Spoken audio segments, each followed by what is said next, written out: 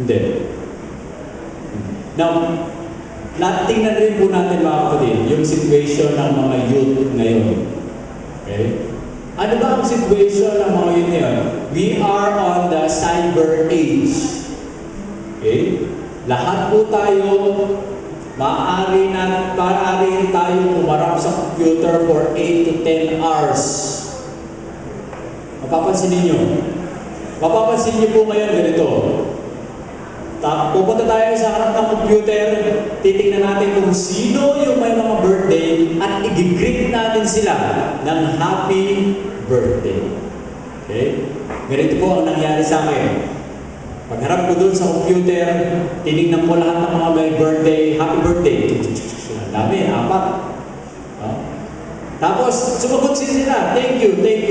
Okay? Pumunta po ako sa Baysa. At doon sa academy, nagkaroon kami ng meeting.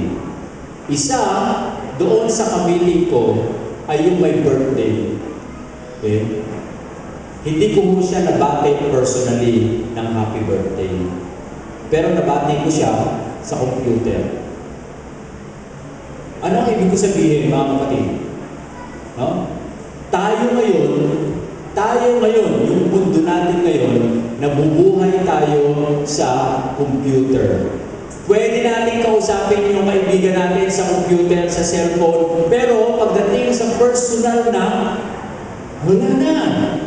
wala na ho tayong personal contact. Meron tayong technological contact, pero personal contact, wala na. Kaya ano ang nangyayari, mga kapatid? Nadadala natin itong culture na to sa loob ng church. Okay? At kayo ay nandito sa loob ng church, merong mga time, okay? Pupunta kayo titignan ninyo sa cellphone ninyo kung may nag-text. Yung cellphone ninyo may internet, titignan nyo sino yung mga nag-shout out doon. Titignan nyo sino may mga nag-tweet. Oy, ang ganda ng tweet ito. Balik. Text back yung tweet. No? So, ano ang nangyayari, mga kapatid?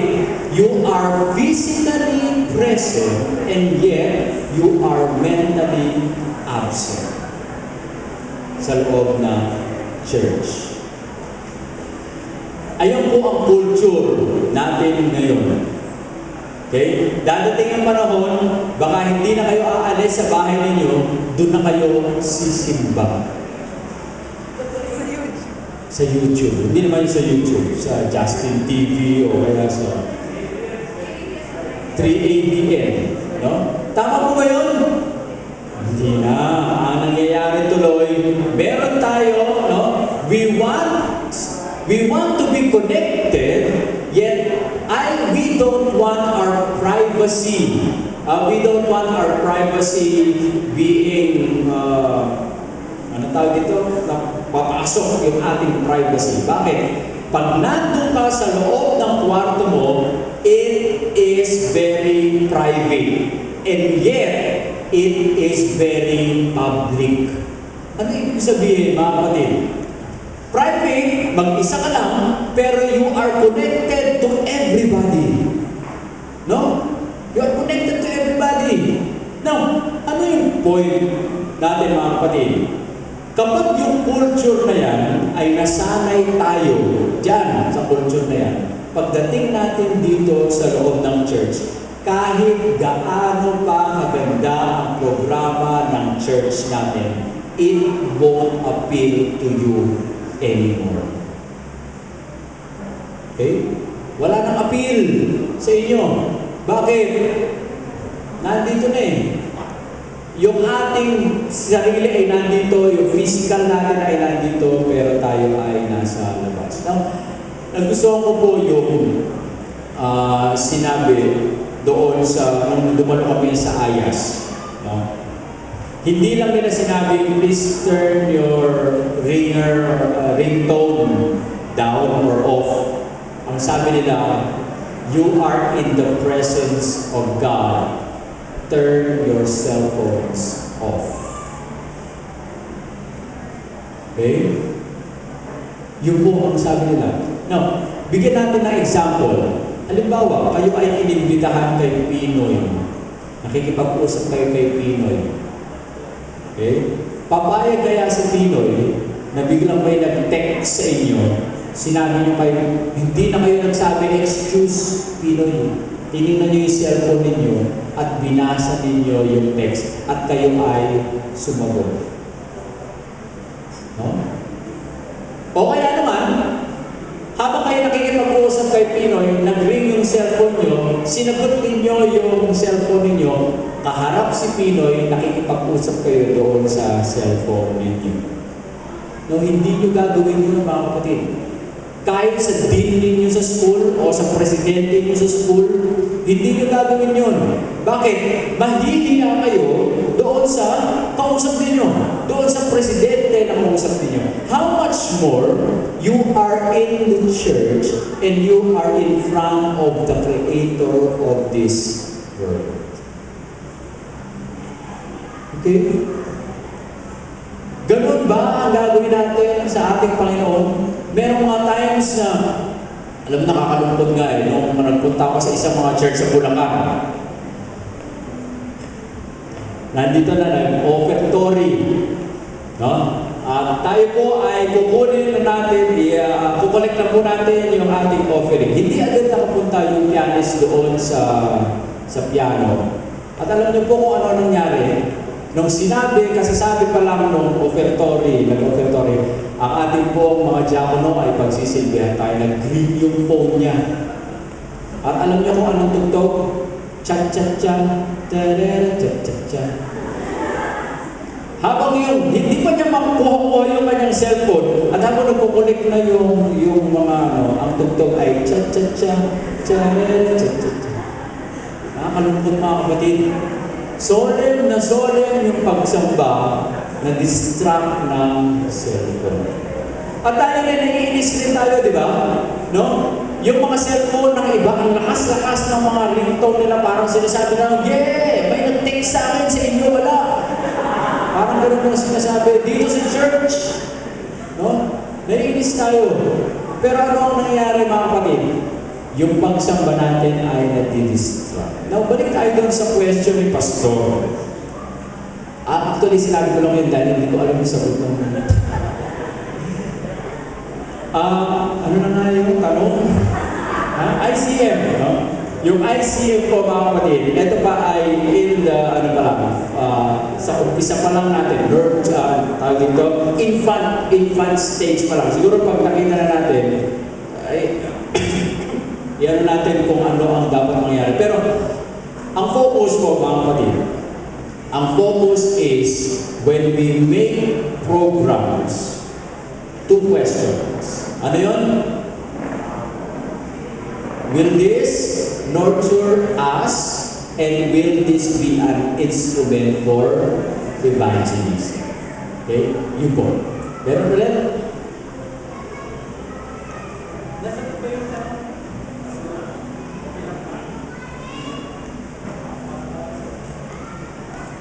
Siguro, last na po na tanong.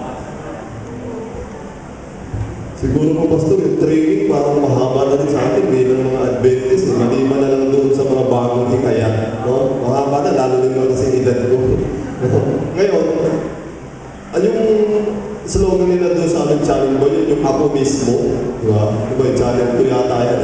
Yun ang magandang mapil ng bawat isa sa atin. Yung kayo mismo ang humakbang sa bahay at nangangato kayo. Hindi yung kayo nakikibalita na lang kung anong mga nangyari. Magandang ma-experience nyo isang araw ng sama. Yung ako mismo. Kayo mismo yung nangato. Ang sabi ko doon sa mga kapatiran, kahit nagkagatlo lang tayo, kasi parang ano yung silang tumayo hawak na nila yung folder. Meron naman yung folder na 10 sheet ng open van. At ang tanong nga doon, 10 tanong, kahit sila, parang ayaw nila, kasi umuulan pa. No? Parang ayaw nila lumot. Sabi ko sa kanila, 30 minutes lang tayo. Kahit tagagatlo lang kayo ng kausap. Pag may nakausap na kayong tatlo, bumalik na kayo rito. Aba, lumabas kami 3:30, alas 4 lang ang usapan, babalik na, alas 5 na, wala pa yung iba Hindi pa nakabalik. Kasi sa pag-pipinto-pinto nila, ginanahan na sila sa pakikiusap. Di ba kasi yung kayo mismo ang sharing na doon sa yung mga kagaya ng sinabi ni Pastor, yung testimony niyo, napaka-effective na doon. Yung aking biyanan kasama rin bago hikayat yun. Siyempre, lolo na yun. Nung naglalakad na siya, pauwi na sila. Papunta na sa Joseph Port, alas 4 na, usapan, 3 lang. Ito, pangatlo, sinalubong na ni Mama. Brother, pwede bang mag-community religious services? Sige. Di tinanong nila, naniniwala ka ba sa Bible? Opo naman, check. Naniniwala ka ba sa Diyos? Opo, check. Naniniwala ka ba sa Diyos? Muling babalik. Sabi sa kanya, teka muna, ang Diyos matagal na nandito, sabi sa kanya. Di nagulat siya. Nagulat siya, tinuloy-tuloy niya na lang daw yung tanong. Sige, tuloy-tuloy. Hanggang sa dulo, sabi niya, nais mo bang ipagpatuloy natin ang pangangaral? Opo, ang sagot. Tuwing alas 3 ng Sabado, nandiyan ako sa bahay. Willing siya. Nung bumalik na kami sa simbahan, ang aming goal is mag-testimony na ang bawat grupo. Aba, hindi mo katapos-tapos. Ang gaganda ng mga feedback. Ngayon, nahuli na yung grupo ng biyanan ko. Sabi nila, meron kami na kausap, mukhang dibatihin na kami. Dahil ang tanong namin, ang Diyos ba ay muling babalik? Sabi sa amin, nandito na. Puntahan nyo nga kayo, marunong kayo pumunta. Nung dumating na Sabat, pinuntahan namin, pero hindi naman pala siya magdidibate. Ang kagandahan, narap na namin siya doon. Aba, nung nagsasalita na siya, born again siya, napapaluha pa siya. Tapos yung kapatid niya, ang laki ng tiyan. Dahil 4 stage na siya sa cancer sa ovary. Nung nandoon kami, wala siyang magawa, hindi makinig sa amin. Pati yung kapatid niya, magkapatid sila. Binakagustuhan namin. Yung kasama ko, tuwan-tuwa siya. Kasi first time na rin-experience niya na sumama siya doon sa gawain. Kaya kayo mga kapatid, pag nagawa niyo ito, sinubukan niyo, masisiyahan kayo. Yung pagiging Adventist niyo, masasabi niyo, ako mismo, ako talaga yung gumawa. Ngayon, yung malaking siya na yan, ay nag-testimony siya na ang naggagamot sa kanya ay si Dr. Tam, Brother Jerry, Dr. Tam Mateo. Nung malaman niya Adventist kami, lalo siya tuwa-tuwa. Kasi si Dr. Tam Adventist diba? Binililecturean daw siya. Binigyan daw siya ng 10 days para doon sa kanyang malaking tiyan dahil gusto na siyang i-chemo, 28,000. Pumunta sa kay Dr. Tam. Alam niyo ba, kung dinilehan namin siya, pinag-pray namin siya, pati yung kapatid niya na born again, nakaganyan din yung kamay, kami rin yung kapatid ko. Panginoon, tulungan niyo po ang kapatid na ito, nais niya pong maging masigla. Nung bumalik kami ng Sabat, nakatayo na siya, at nagdadaw na yung tiyan niya maliit na. Kaya ang lecture namin sa kanya about yung sa original na pagkain ng tao. Tanggap siya ng tanggap, sabi niya, pagbalik ko bukas Lunes, kinalunisan, kay Dr. Tam, kahit ano sabihin niya sa akin, gagawin ko. Ibig sabihin, kung hindi natin ginawa na humangpang tayo, sinasabi ni Brad, na yun daw journey, na pagkalayo-layo, magsisimula niya tagay na sinabi ni Pastor, sa pamamagitan ng isang hambang. Kung hindi natin ginawa, kailan pa natin masusumbungan itong mga tao ito na nag-aantay na sa kanilang mga bahay. Ang sabi sa writing si Mrs. White, igagayad tayo ng mga angels, sinabi rin ni Pastor yung kanina, doon sa mga tao na willing na sila dat na natin at share natin ang mabuting balita ng Panginoon. Pinalambot na ng mga anghel at Holy Spirit ng kanilang mga puso. Ang kailangan na lang, gumalaw kayo at ako. Pagaya na sinabi ka ng Mr. Thank you. Last na siguro. Last. Dahil,